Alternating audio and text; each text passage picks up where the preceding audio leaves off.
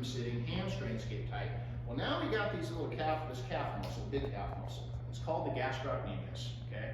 So that is the muscle that allows you to go up on your tiptoes. It's also the muscle that gives you the push off when you're walking.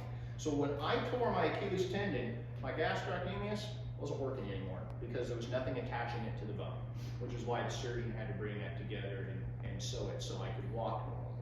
However, that muscle does cross the back of the knee. So not only does it allow him, like in Freddie's condition, it allows him to stand up on his tiptoes, but it also helps flex the knee.